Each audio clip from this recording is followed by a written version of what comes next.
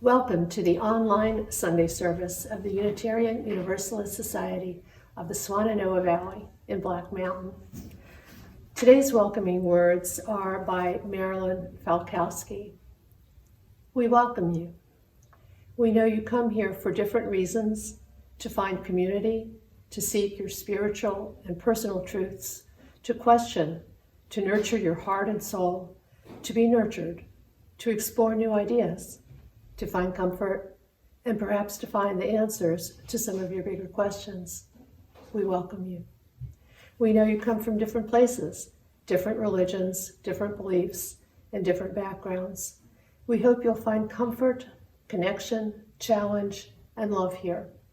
We hope you will find ways to provide outreach to others in our congregation, in our local community, and in our world community. We welcome you. I think the only announcement we have today is that even as we speak, the new HVAC system is being installed. So good news. And with that, let the service begin.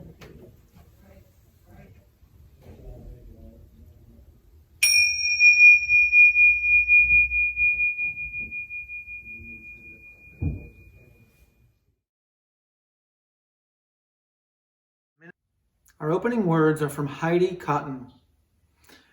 Let us be a faith that gathers, reaching for one another, through the walls of hate others build, through the cages of ignorance and arrogance, and through the fear that burns city streets. Let us be a faith that sees a vision of a better world, more compassionate, more just, more holy, and with more love. There is a faith that binds up the broken, cauterizes battle wounds with the balm of peace, sings longer and louder than the trumpets of war. Let us be that faith too. Let us be the ones who do not tread lightly in this world, but light it up with our love, who hold up the mirror of worth and dignity, who are the sanctuary others seek. But first, let us be a faith that worships together, here, this morning, in this virtual space, at this moment. Let us be a faith.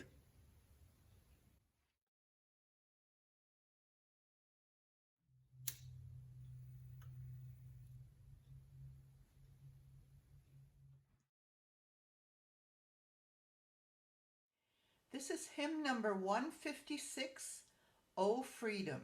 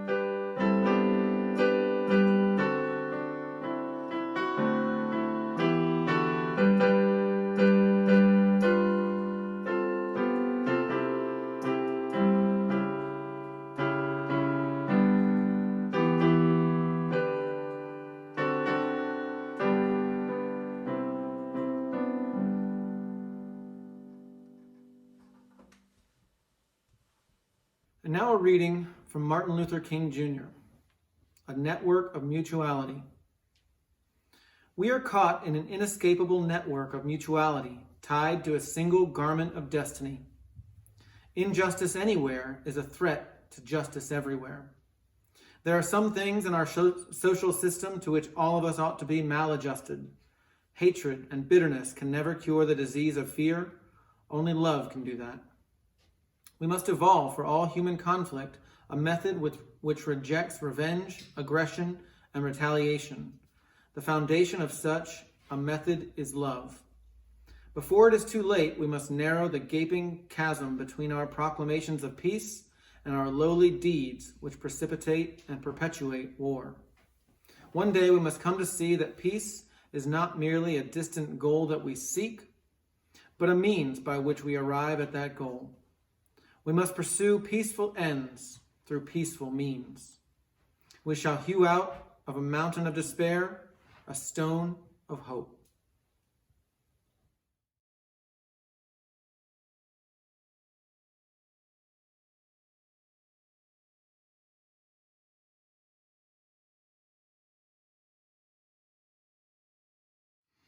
Now is the time in our service we allow our congregation to share joys and concerns that have affected them over the past week. We ask that you keep these joys and concerns in your heart for your fellow community members. I have 2 joys and 1 sorrow. My first joy is that a couple days ago I got an animating program called Adobe Animate. I have made a couple animations on it already. My second joy is for my birthday. We are going to Busch Gardens in Williamsburg, Virginia. My sorrow is that 2 days ago or yesterday, my friend's dog died. It was sad. And my grandparents' duck and goose, they also died. They were just babies. This is Milt Warden speaking for both Carolyn and myself. It was our joy to host a retirement tea recently for fellow UUCSV member Phyllis Robertson. She's leaving behind a long career starting as a middle school counselor and finishing as a full professor at Western Carolina University. Congratulations, Phyllis. Also, our niece gave birth last week to baby Tavish. That would be Scottish for Thomas. Mother and baby are doing well. Thank you. Hi, everybody. This is Barbara Rogers. My good thing that happened this last week was driving with my friend Helen to Columbia, South Carolina, where we went to the Art Museum and saw the M.C. Escher exhibit, which was wonderful. And then we had lunch, and I got to meet my cousin John, who I hadn't seen since he was a boy. And now he's a professor at the University of South Carolina. And I got to talk with Helen for a long drive. After the tidings, talking with everybody about travel, we actually did a little traveling. It was really a good experience.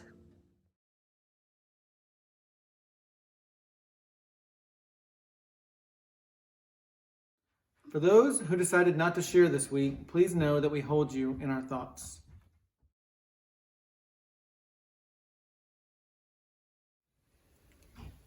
Our meditation this morning is an excerpt from How to Be an Anti-Racist by Ibram Kendi. What's the problem with being not racist? It is a claim that signifies neutrality. I am not a racist, but neither am I aggressively against racism. But there is no neutrality in the racism struggle. The opposite of racism isn't not racist, it's anti-racist. What's the difference? One endorses either the idea of a racial hierarchy as a racist or a racial equality as an anti-racist.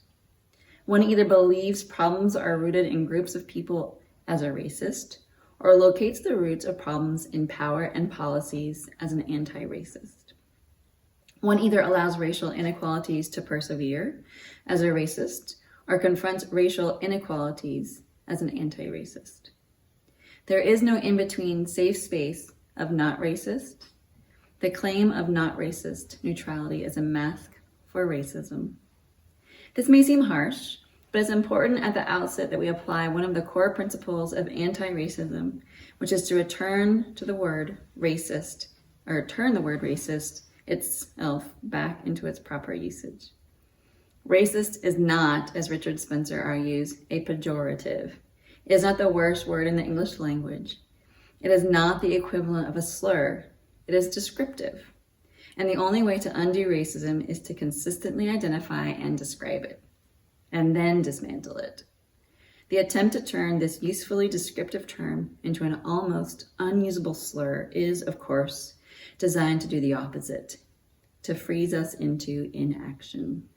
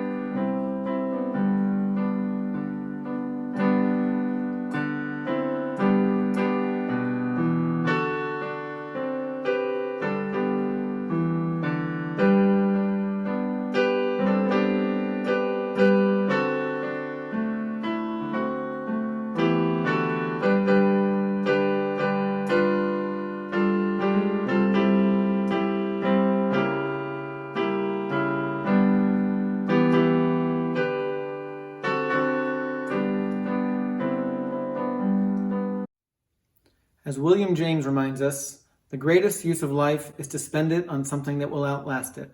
And in that spirit, we'll now collect our offertory.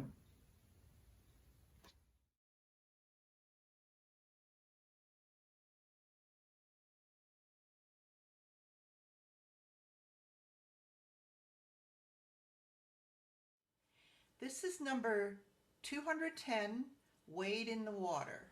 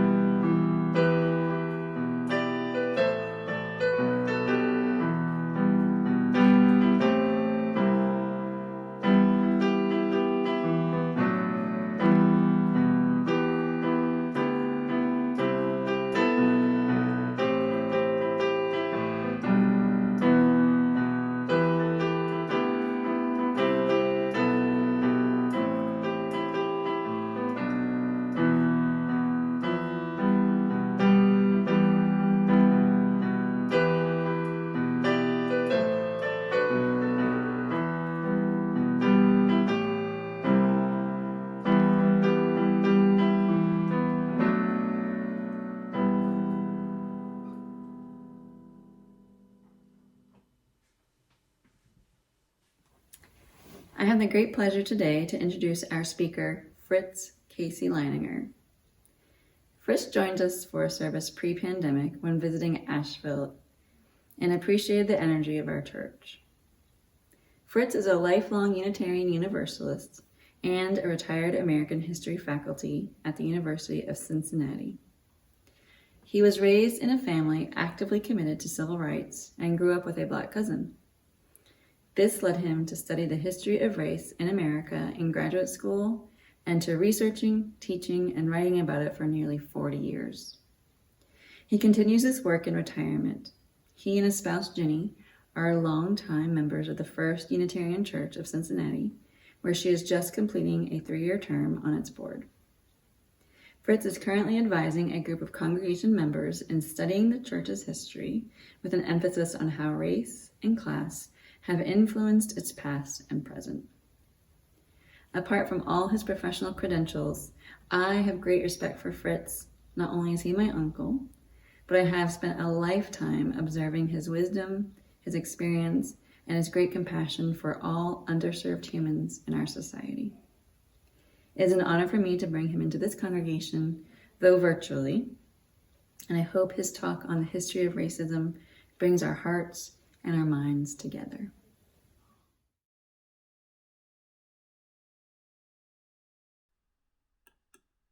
Good morning. I'm honored to have been asked to talk with your congregation today. Thank you to my niece and nephew, Caradillo and Evan Yannick, for inviting me. I want to talk about the history of white racism in America. The enslavement of people of African descent and the genocide against the American indigenous peoples are the original sins of the United States.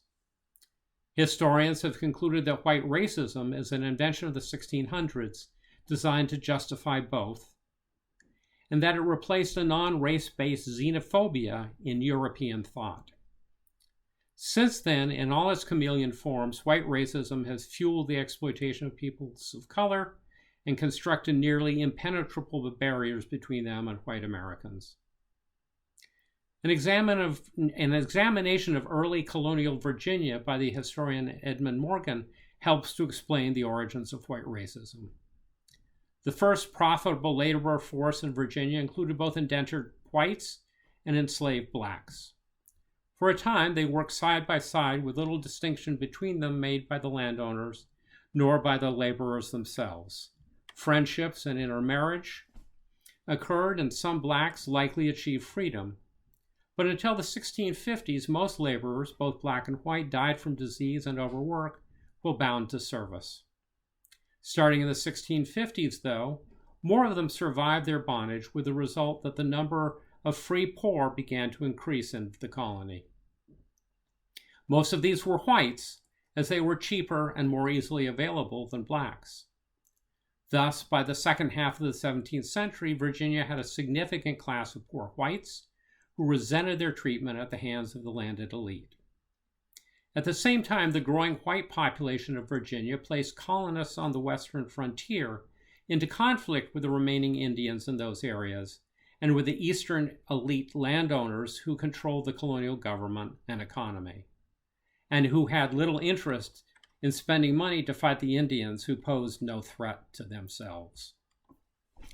A series of highly successful rebellions followed, led by the western landowners who recruited poor whites and enslaved blacks. This led the Virginia government to devise ways to stave off future rebellions by making life easier for poor whites. They made it easier for former indentured servants to acquire land. They launched campaigns to drive the Indians over the Appalachians, and they took steps to ease the worst abuses against indentured servants. But ultimately, the solution rested on race. More and more planters substituted enslaved blacks for indentured whites, and the government now created clear and precise legal differences between servants based solely on race. Black servitude now became permanent, and children of enslaved black women inherited their mother's status, and interracial marriage and sex became crimes. And ironically, the substitution of black slavery for white indenture encouraged the development of representative government among whites. Land ownership became widespread among whites, and following English law, it conveyed voting rights to much of the white male population. This helped to cool rebelliousness among poor whites who now believed they had a right to a say in their government. Whites of all classes learned that whiteness meant membership in the master race and the right of white men to control all aspects of society. Nevertheless, by the late 18th century, the European Enlightenment, and separately the belief that attaining salvation required free will, led some to question human enslavement. Influenced by these evolving ideas, many of the founding fathers either outright opposed slavery or were deeply uncomfortable with it. Moreover, it looked like it might die out as it was proving unprofitable except in certain regions. Nevertheless, enough elite Southerners still had a stake in slavery and sought to perpetuate it. And then in the closing years of the 18th century, the invention of the cotton gin opened up vast parts of the South to cotton production. Consequently, in the first half of the 18th century, slavery expanded tremendously, and human bondage came to enrich both Southern planters and the Northern industrials and merchants who profited from business with them. Many economic historians have calculated that the profits built on slavery, both North and South, were crucial to making the U.S. a wealthy nation. Simultaneously, opposition to slavery grew, and primarily amongst free blacks in the North, where legislation led to the gradual elimination of slavery in that region. A few radical Northern whites, including several leading Unitarians, became abolitionists. But only the most radical of white abolitionists, including William Lloyd Garrison and John Brown, proposed that blacks should be treated as social and political equals. Most white abolitionists either believed in the racial inferiority of blacks, or that they were so backward due to slavery that they could not successfully be integrated into the American polity. Despite their differences over the place of blacks in the country, many abolitionists, both black and white, were driven by a religious fervor that saw slavery as a national sin that could bring the wrath of God down on the United States. Hence, slavery was an existential threat to America's survival. At the same time, many northern states enacted so-called black codes to control and limit the freedom of blacks, in seeming contradiction. For their part, Southern slaveholders faced slave rebellions, small in number and size, but often widely publicized, that demonstrated resistance to enslavement that belied slaveholder propaganda touting the happy slave. These rebellions terrified the slaveholders, and with anger over growing opposition to slavery in the North, they doubled down, arguing that the Bible taught that blacks were inherently inferior to whites, and that slavery benefited the enslaved by lifting them out of savagery, and into Christianity. In 1861, the growing differences about slavery between the North and the South culminated in the breaking out of the Civil War. Blacks, both free Northerners and those fleeing slavery in the South, immediately volunteered to fight for the Union, hoping the war would bring an end to slavery. At first they were rebuffed, but as the war dragged on, it became clear that black soldiers could help the Union prevail. By the end of the war, black bravery in battle helped assure Union victory, and led numbers of Northerners to see blacks as equals or potential equals. As a result, the Republican-controlled Congress enacted the 13th, 14th, and 15th Amendments that made the promise that the United States could become a multiracial democracy. For a time, African Americans were elected to political office in a number of Southern jurisdictions and contributed to the democratization and modernization of the South. But as memories of black bravery faded, and as white Northerners turned their attention to other political and economic issues, they allowed Reconstruction to fall before the onslaught of a newly resurgent white elite in the South. These so-called redeemers used violence, intimidation, and law to disenfranchise the freed people and force them into a subservience often little different from slavery. Racial discrimination in all aspects of life became encoded in Southern law, so that by the late 19th century, de jure segregation ruled the South. Where law proved insufficient to control blacks, lynching and terrorism ensured it.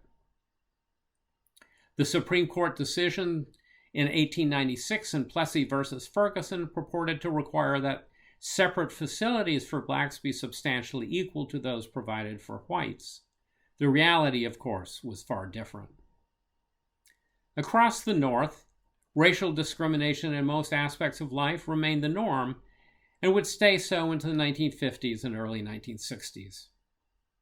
At reunions at Gettysburg in the late 19th and early 20th century, the blue and the gray met as white brothers who claimed to be to be patching up family squabbles that had nothing to do with slavery.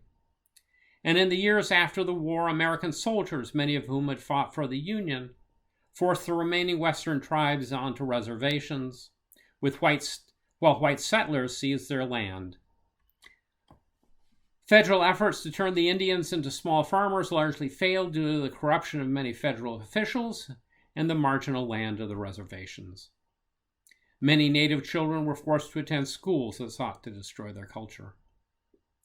During the latter part of the 19th century, science seemed to ratify racism as the followers of Charles Darwin's theory of the survival of the fittest purported to prove the biological inferiority of non-white peoples. Reservations under the supervision of government agents were seen as a solution to the Indian problem, and Jim Crow laws and northern racial customs were seen as a solution to the black problem. For their part, some African Americans called for migration to West Africa or to sparsely settled areas of the West where they could establish all black lives. Anti-black violence also proved a potent force in this era. Lynching was all too common as white terrorists sought to dominate blacks who transgressed the color line. More and more blacks fled lynching and the sharecropping fields of the South to cities across the country, a trend that accelerated as urban industrial jobs opened up for blacks during the World War I era. But mass violence exploded against them in their new communities. White supremacist riots occurred in dozens of cities across the United States, including in Chicago, Washington, D.C., East St. Louis, and Omaha in the first 2 decades of the new century. In 1921, a white mob burned Tulsa's black community to the ground on the pretext that a black man had insulted a white woman. Hundreds were murdered and dumped in mass graves or in a nearby river. No whites were punished for these atrocities. Some white leaders did work to put a stop to the most egregious violence, but also sought to constrict where whites could live and work through both informal agreements and formal legal arrangements, aided by real estate agents, mortgage brokers, insurance agents, business owners, and unions. If legal methods failed to keep blacks trapped in ghettos and out of white jobs, mob violence, arson, and dynamite generally worked. What housing and jobs that were available to blacks were often the least desirable. Black male workers commuted from the ghetto to menial and dangerous jobs. Black women generally could only find work as poorly paid domestics or in businesses like commercial laundries. During the Depression, some New Deal work relief programs hired blacks, but usually at lower pay. Southern landowners worked successfully to limit black participation in these programs to protect their access to a cheap black labor force. While the New Deal provided some help for the huge numbers of unemployed blacks, the federal government also helped harden the walls of the growing ghetto by mapping virtually every neighborhood in the country and identifying black and racially mixed neighborhoods as unsafe real estate investment risks, thus ensuring that the prospective black property owner faced great difficulty obtaining mortgages. The maps drew red lines around black neighborhoods, giving rise to the term redlining. This meant that virtually no black could move outside existing black neighborhoods, and perpetuated and deepened severe overcrowding and inflated rents there. Nevertheless, some racial progress did occur. Blacks and whites cooperated in the creation of the NAACP and the National Urban League. Black scholars engaged in pioneering studies that documented black achievement and demonstrated that environment had a profound impact on behavior and opportunity. Scientists showed that there were fundamentally no biological differences among the races, and that the concept of race was a social construction. Civil rights activists worked at chipping away at institutionalized racism slowly and haltingly, but they did find increasing success with their civil rights suits. As the U.S. approached World War II, black activists pressured FDR and persuaded him to mandate that jobs in defense industries be available to blacks. And in 1948, again under pressure, President Truman ordered the desegregation of the armed forces. The decisions by both Roosevelt and Truman were, however, at least in part, political decisions intended to ensure the loyalty of Northern black voters to the Democratic Party. Generally, amongst progressive whites, both North and South, recognition of the problem of racism grew during the 1930s and 1940s. Several major studies documenting the great extent and malignant impact of racism in America were released. Wartime Propaganda, comparing the enemy regimes to the democratic United States, encouraged some white Americans to see the difference between the promise of America and the reality for black Americans. Black returning veterans of World War I and the Korean War demanded that if they could risk their lives for America, America damn well better provide them with the opportunity they deserved. For many, the late 1940s and early 1950s then were a time of hope and anticipation that culminated in the Brown versus Board of Education victory in 1954. That decision reversed Plessy and laid the groundwork for the successful attack on all aspects of legally mandated segregation. This was followed shortly thereafter by the successful Montgomery bus boycott and the widespread desegregation of restaurants, theaters, and other public accommodations in the North.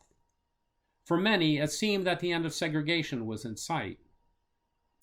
But white Southern leaders rallied against school desegregation after the federal government proved weak in implementing Brown.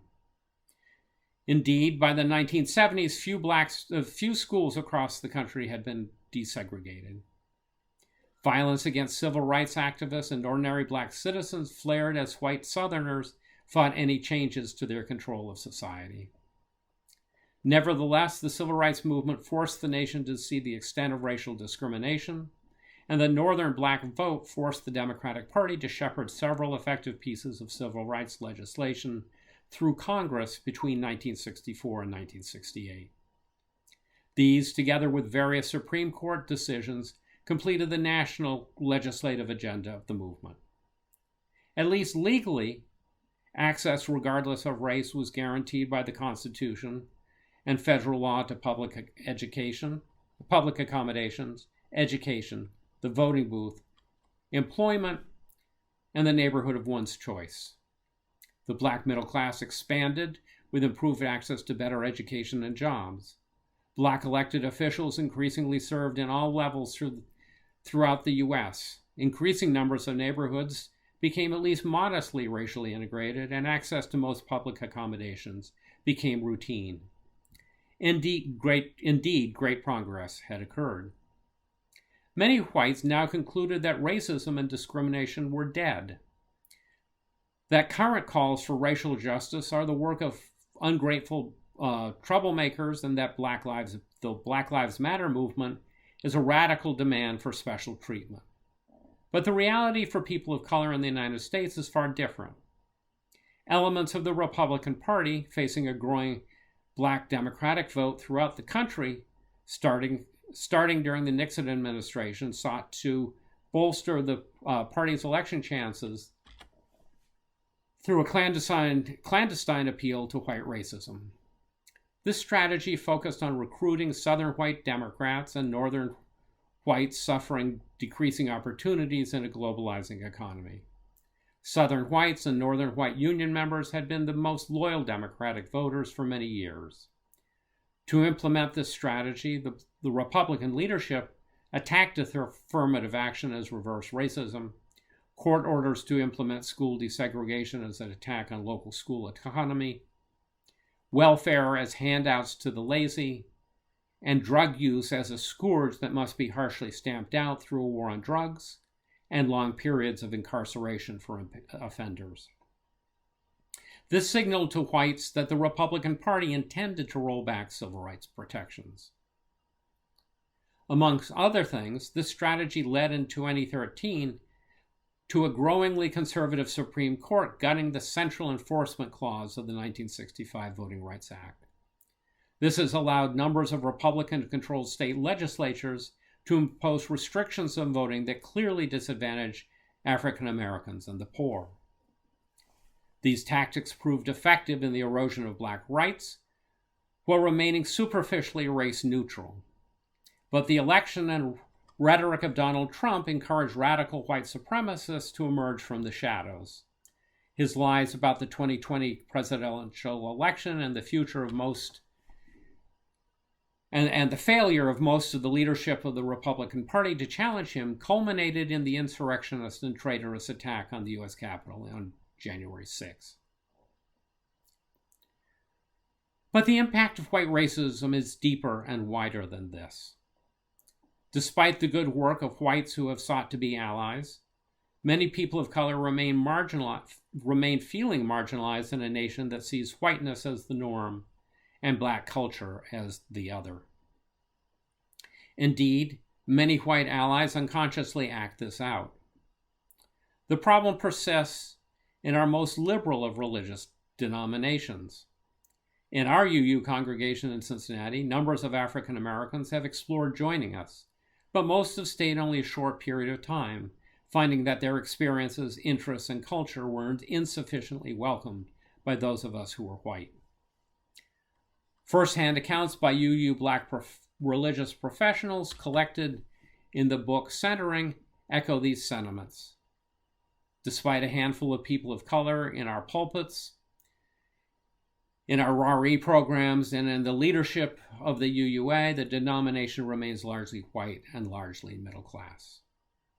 As for myself, despite having grown up at UU, despite growing up with a black cousin who I was very close to, despite my explicitly and actively anti-racist parents, despite having studied and taught about race in America for nearly 40 years, despite working for 8 years in a nonprofit agency devoted to ensuring that all children have an equal start in life under the local and national leadership of African American women, and with a majority black staff in our local office, despite living in racially integrated neighborhoods for most of the last 45 years, I still find myself feeling racial bias, uninvited, but deeply embedded.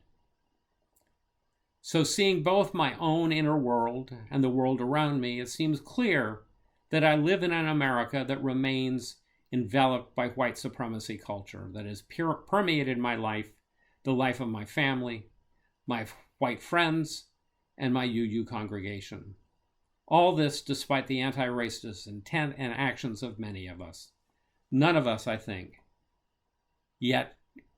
can completely escape this world.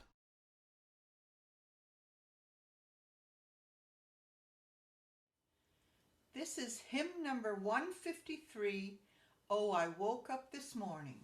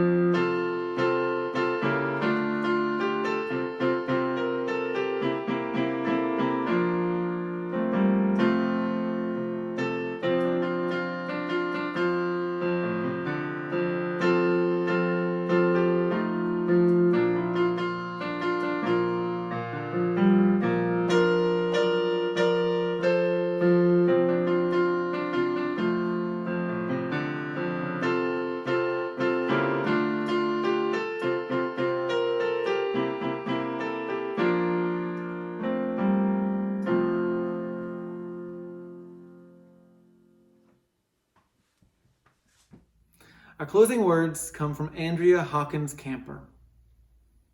May we see all as it is, and may it all be as we see it. May we be the ones to make it as it should be. For if not us, who? If not now, when? This is answering the cry of justice with the work of peace. This is redeeming the pain of history with the grace of wisdom. This is the work we are called to do, and this is the call we answer now.